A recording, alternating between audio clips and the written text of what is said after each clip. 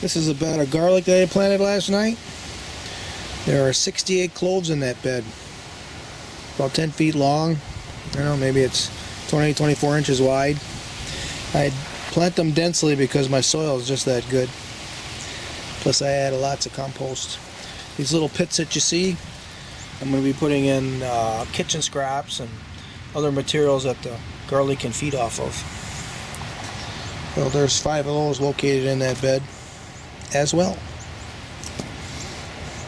Planted some shallots in here kind of early and they're already sprouting. I'm not sure if they're going to make it through the winter now. I don't know. I got a package of them and says plant them now. And then I thought, no, that ain't right. So I planted more than half of them probably now. Well, we'll see what happens. There's a bed of elephant garlic there being protected by the wire. By the way, if I didn't put the chicken wire on this bed, the squirrels would come dig up the garlic bulbs or cloves. And since I'm in here, we can kind of take a look at these radishes. So we'll see that we got to start bulbing up pretty soon. I don't feel nothing here on these guys. Nope, not yet. Right here we got these are. This is a different kind.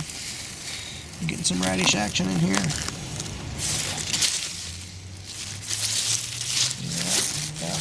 Yeah, we got some here too. So a couple weeks for sure we'll be eating radishes. I've had these mammoth, I forget the name. It's a mountain in Japan. They're named after the largest mountain in Japan. So I guess if you look that up, you'll find the name. But I've had these already ripe. I've had to wait right until everything freezes up before they bulb up good.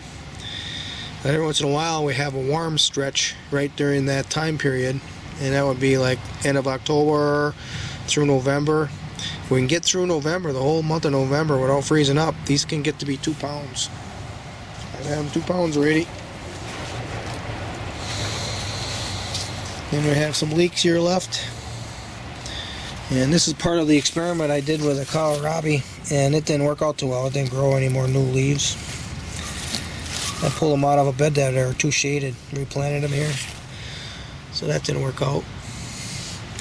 And in amongst with these leaves are skirret that came up from seed. So when I get the rest of these leeks pulled, I'm only pulling like a leek every other day or something. Oh, look at that. We got something was digging down in there. Ah, probably a vole. Eating the roots of a leek. Oh, I haven't had that before. Well, that's a good place for a trap. But I'm interested to see what those roots look like since they were came up from seed. I got some white bark pines here that I'm nursing in the garden bed. Next year I'll transplant those in early spring. Have some peppers growing in here, just one single pepper plant. We've grown peppers off of it.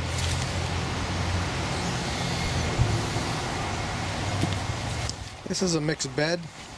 That's kind of interesting. We got radishes growing. Starting to bulb up here a little bit, I think. See some whiteness in there. Oh, here's one that's really nice. Look at that one. That one's almost ready to pull.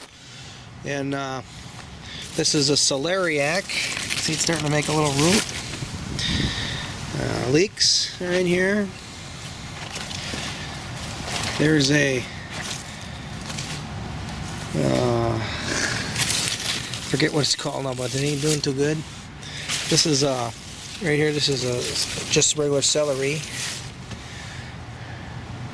We have some leeks that I let go to seed, so hopefully they're gonna develop some seed in them. Some Welsh onions in the back. Then I'm nursing a few aronia. This is an aronia that I'm nursing. This garden bed.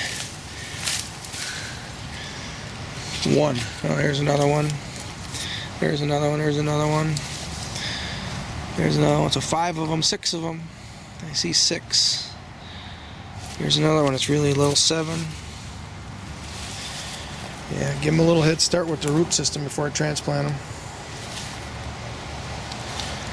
Swiss chard, that's what that plant is. I'm getting old. Okay, there's a couple of tomatoes. Oh, they fell right off. Let's go in there so I can get them. Ripe. Oh, there's another one. These are ripe. And they're green like that and they're still ripe. And these are really sweet. Just come back here and get a snack. The peach tree that I had a video up already. I'm picking peaches and there's one left. And here it is past the midpoint of October. And I'm going to eat a peach here in Wisconsin.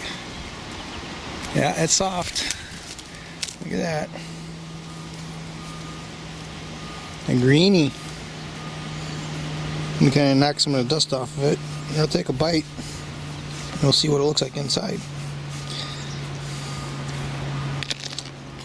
Yeah. That's what it looks like. Get in the sun here somehow. Find some sun. I can't even find any sun. There's so many leaves left yet. Let's walk down this ladder here.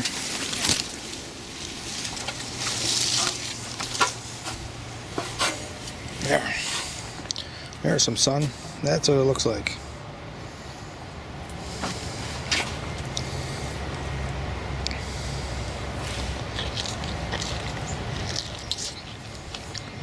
There's your pep.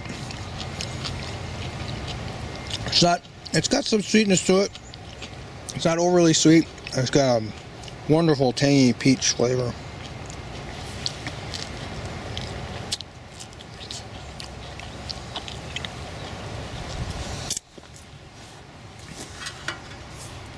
Here's the pep.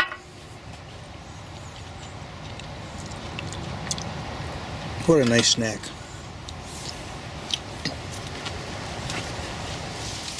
I'm collecting black walnuts. I want to try an experiment. I want to try composting them whole like this. And I noticed, man, this one here is a big walnut. That's a monster. At least for what I'm used to picking. I thought these were big ones. These are from a tree that's been fruiting for 3, 4, almost 5 years probably already. Young tree in my backyard. I'm going to guess it's 12 years old. And this tree here is a little bit older. I thought this was maybe a abnormal one off this tree, and you could see there they are right there. There's pretty big wind today and a lot of them got knocked off.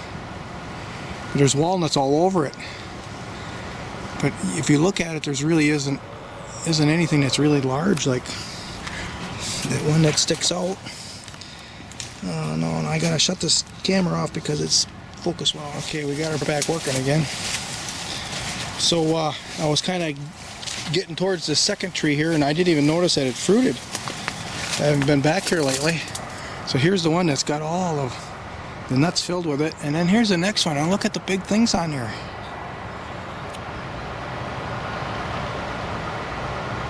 They're large.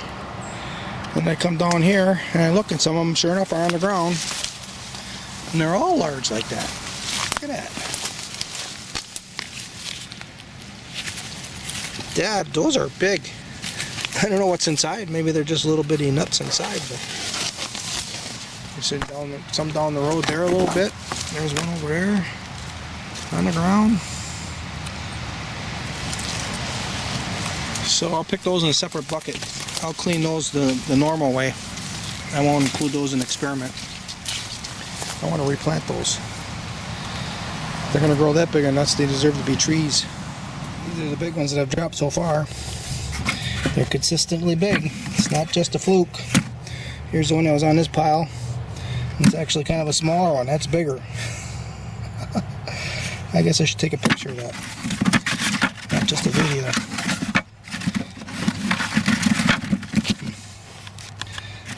Nice. I've been chewing on these Liberty apples now for a couple weeks. And there's one on the ground, so they're ready to be picked. Not too many left yet, but better get them before I drop to the ground because I had to cut off a spot where the mice were eating on them. And even after catching all kinds of mice, I still got them here. But oh, is this one juicy. It's perfect right now. Look at that. Holy cow. Flavor of Liberty has depth. Just beautiful. Anyways, trees over there. Get the camera equipment over there. We'll see what we got. This is my Liberty apple tree here. It's actually Liberty Scion wood that I got from a fellow by the name of Little John. And grafted it onto an Anopka rootstock. So I know I have less than half of the apples left, and it grew. Here's one right on the bottom. So even after putting them in these bags, we still have damage from the carling moths, or maybe it's a curculio beetle. But you can see that it's an irregular surface. That's the apple condensing itself to kill off the larvae that was hatching from an egg that was laid in there. But every time you have that, that means the apple is more healthy because it sent defenses there, and those defenses is nutrition to us. So if you're a person who only likes to eat perfect looking apples, you're not getting the best of them. There's a nice one here. If I can get this off here, right? This camera just don't want to focus when I'm going up. Let me try to manually do this here once. There we go.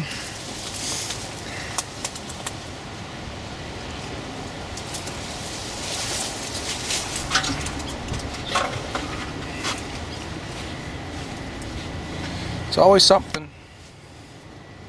That's a better picture. But look at this nice one here. Look at that. That is just beautiful. No sprays.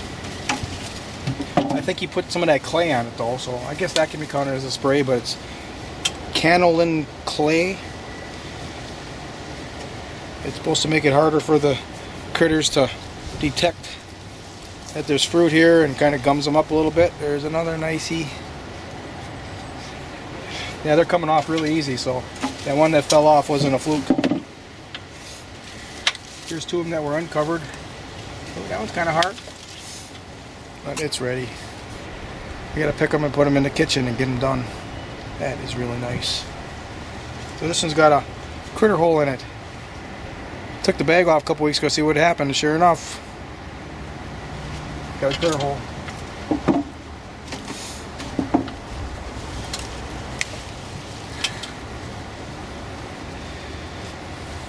This is really nice because I know how much apples are starting to cost in the store if you're looking for organics, and I am beating them all now. Saving a lot of money. When I bought those Antonovka rootstocks, they were like 80 cents a piece. So this one harvest is probably enough to pay for all the rootstocks that I bought. I think it's October 17th. And they're ripe right now. Let's see if I can get up here and eat some more. So this is a disposable nylon sock. They use them, I guess, at hospitals and stuff.